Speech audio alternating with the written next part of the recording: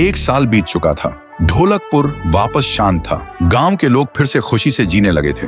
हर पूर्णिमा को लोग एक दिया जलाकर ठुन ठुन ठुन साहुर को याद करते थे। पर एक रात कुछ ऐसा हुआ जो फिर से सब कुछ बदल के रख दिया। लाशें फिर से मिलने लगी। हर 2 दिन बाद किसी न किसी के घर के सामने एक कटी हुई लाश पड़ी होती। गांव फिर से कांप उठा। एक दिन सब लोग महाराज के पास पहुंचते हैं और रो रो कर गांव की घटनाओं के बारे में बताते हैं। रात को महाराज 2 सेनापतियों से कहते हैं, जाओ और खोजो इस कांड के पीछे कौन है। लेकिन सुबह सिर्फ उनकी लाशें लौट कर आईं। एक का सिर था ही नहीं, दूसरे के पैर कट चुके थे।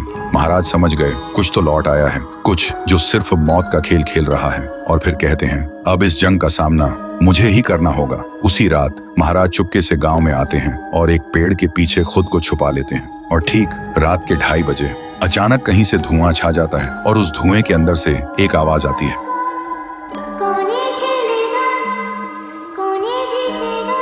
और फिर धुएं के बीच से निकलती है एक गुड़िया, गोल आंखें, एक बेजान सी मुस्कान, लेकिन चेहरा मौत का पैगाम। वो गुड़िया एक घर के गेट तक जाती है और बच्चों जैसा एक गाना गाने लगती है। उसके गाने की आवाज सुनकर एक आदमी बाहर आता है और अगले ही पल वो गुड़िया उसका सिर चबा जाती है। वो आदमी तड़प तड़प के वहीं जमीन पर गिर जाता है। महाराज सब कुछ देखते हैं। उनकी आंखें भर जाती हैं। उन्हें समझ आ जाता है इसके सामने जाना मतलब खुद का अंत लिखना है। अगली सुबह गांव के लोग इकट्ठा होते हैं। महाराज कहते हैं, ये पिछले भूत से भी ज्यादा डरावनी है। इसे सिर्फ वही हरा सकता है जो मौत को पहले ही हरा चुका है। और फिर एक पूर्णिमा की रात सब लोग दिया जलाकर पुकारते हैं, आप वापस आइए, आपके बिना ये गांव जिंदा तो है पर जीने जैसा नहीं। तभी एक आवाज गूंजती है, और उसी देह की आग से एक जलता हुआ पेड़ बनने लगता है और उसी पेड़ में से ठुन ठुन ठुन साहुर निकलता है। तभी फिर से वही धुआं छा जाता है और उसके साथ ही एक आवाज। सब लोग घुटनों के बल गिर जाते हैं और कांपती आवाज में बोलते हैं, हमें बचाइए, वो आ गई है। ठुन ठुन ठुन साहुर एक जोरदार जंप करता है और सीधा उस धुएं में घुस जाता है और शुरू होती है एक आखिरी जंग ठुन ठुन ठुन साहुर और गुड़िया की। जमीन कांपने लगती है, आसमान से बिजली गिरती है और जब धुआं हटता है तो दिखाई देता है गुड़िया बिखर चुकी थी। हाथ अलग, सिर अलग, पैर अलग। और तब से गांव में फिर से एक नई सुबह हुई। महाराज मुस्कुराए, गांव वाले जीने लगे और उस दिन के बाद ठुन ठुन ठुन साहुर सिर्फ एक भूत नहीं रहा, गांव का रक्षक बन गया। लेकिन उसी रात कुछ ऐसा हुआ जो किसी को भी पता नहीं चला। गुड़िया का सिर, हाथ, पैर अपने आप जुड़ने लगे थे और फिर वो वहां से चली गई। तो दोस्तों, अगर आप देखना चाहते हैं पीहू वर्सेस गुड़िया तो इस वीडियो को 1 लाख लाइक्स तक पहुंचा दो। पीहू के जाने के बाद शांतिपुर गांव फिर से सुंदर, शांत और लोग हंसी खुशी जीने लगे थे। एक रात गांव में एक शादी हो रही थी। पूरा गांव शामिल था। सब धूमधाम से शादी मना रहे थे और तभी गुड़िया जमीन में लेटे हुए आती है और अचानक उठकर सीधा दुल्हन को खा जाती है। ये देखते ही लोगों के बीच में अफरा तफरी मच जाती है। कोई भागता है, कोई चिल्लाता है और वो गुड़िया खड़े होकर एक बच्चों जैसा गाना गाती है और फिर एक के बाद एक सबको मौत के घाट उतार देती है और फिर वो गायब हो जाती है। गांव फिर से कांप उठता है। सुबह सब लोग इकट्ठा होते हैं और कहते हैं वो भूखी लड़की वापस आ गई है। इस बार एक गुड़िया बन के लोग घुटनों के बल गिर जाते हैं और रो रो कर कहते हैं, हे भगवान हमें बचाओ। तभी गांव का मुखिया आता है और गुस्से में कहता है, चाहे वो कोई भी हो, है तो एक गुड़िया ही ना, आज रात मैं उसे खुद गांव से निकालूंगा। फिर रात के ठीक 2:30 बजे मुखिया अपने 2 चेलों के साथ गांव के बीच खड़ा होता है और फिर वही धुआं छा जाता है और वही आवाज। वो गुड़िया धुएं से निकलती है और सीधा मुखिया के पास चल के आती है। मुखिया कहता है, निकल जा मेरे गांव से, नहीं तो तुझे यहीं बिखरा दूंगा। गुड़िया हंसती है और कहती है, तेरे से पहले भी किसी ने ये सोचा था। और उसी पल वो गुड़िया बड़ी होने लगती है और अपनी पैर से तीनों को कुचल के मार डालती है।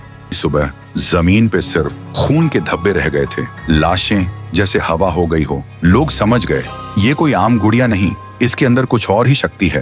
तभी गांव की एक बूढ़ी औरत कहती है, इस गुड़िया को हम गांव से नहीं निकाल सकते, इसे तो सिर्फ पीहू ही गांव से निकाल सकती है। फिर सभी लोग उसी जगह जाकर खाना रखते हैं और दिल से पीहू को पुकारते हैं, भूखी देवी वापस आइए, गांव को बचाइए। तभी जमीन से एक आवाज निकलती है पीहू, पीहू, पीहू, और मिट्टी से बनने लगती है पीहू। लोग चिल्लाकर कहते हैं, देवी हमें बचा लो।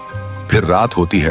वो गुड़िया गाना गाते हुए आती है लेकिन अचानक पीहू उसके सामने आ जाती है। गुड़िया रुक जाती है। पीहू उसे पकड़ने जा रही होती है, लेकिन गुड़िया हवा में उड़ जाती है। पीहू भी उसके पीछे उड़ जाती है और अपनी आंखों से आग छोड़ के गुड़िया को जलाने की कोशिश करती है, लेकिन गुड़िया एक धुएं में छुप जाती है और फिर अचानक पीहू के पीछे आके उसे एक जोर का वार करती है। पीहू आसमान से जमीन पे आ गिर जाती है और फिर वो गुड़िया पीहू की शक्ति छीनने लगती है। पीहू की ताकत धीरे धीरे गुड़िया के पास जा रही होती है। कुछ देर बाद पीहू जमीन पे गिर जाती है। जब वो उठती है तो देखती है उसका शरीर धुंधला हो गया है और जब वो अपने आप को छू रही थी तो हाथ उसके शरीर के आर पार जा रहा था। वो वहीं गिर के रोने लगती है और जोर से चिल्लाती है, भैया भैया।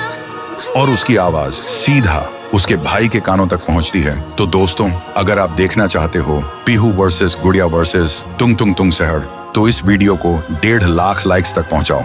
लगभग 150 साल पहले की बात है। ढोलकपुर गांव के एक कोने में एक परिवार रहता था।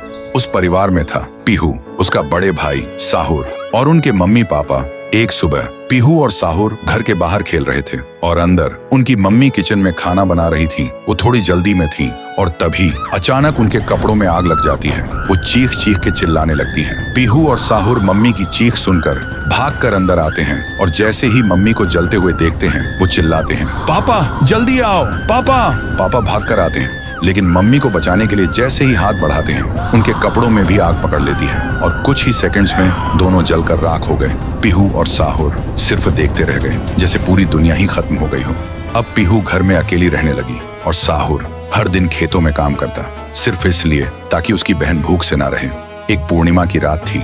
साहुर खेतों से काम करके घर लौट रहा था। तभी उसकी नजर जाती है एक घर की खिड़की पर। वो देखता है एक आदमी किसी का खून कर रहा था। ये देखते ही साहुर के पैर कांपने लगे और जैसे ही वो पीछे मुड़ता है एक और आदमी हाथ में खंजर लेकर खड़ा था। वो आदमी बिना कुछ कहे साहुर पर वार कर देता है। फिर गांव के लोगों को इकट्ठा करते हैं और वही आदमी चिल्लाता है, ये लड़का मेरे घर में घुसकर चोरी कर रहा था और जब मैंने रोका तो मुझे ही मारने की कोशिश की। अब आप लोग ही बताओ इसके साथ क्या किया जाए। गांव वाले गुस्से से भड़क उठते हैं और चिल्ला के कहते हैं, इसे उस पेड़ पे जिंदा उल्टा लटका दो। साहुर गिड़गिड़ाता है, मैं बेकसूर हूँ, मैंने कुछ नहीं किया। लेकिन गांव के किसी ने भी उसकी एक ना सुनी। उधर उसकी बहन रात भर उसका इंतजार करती रही और सुबह जब वो उसे ढूंढने निकली तो देखती है उसका भाई गांव के बीच वाले सूखे पेड़ से उल्टा लटका हुआ है। ये देखते ही पीहू टूट जाती है, जोर जोर से चीखने लगती है और उसकी चीख पूरे गांव में गूंज जाती है। फिर गांव वाले पीहू को भी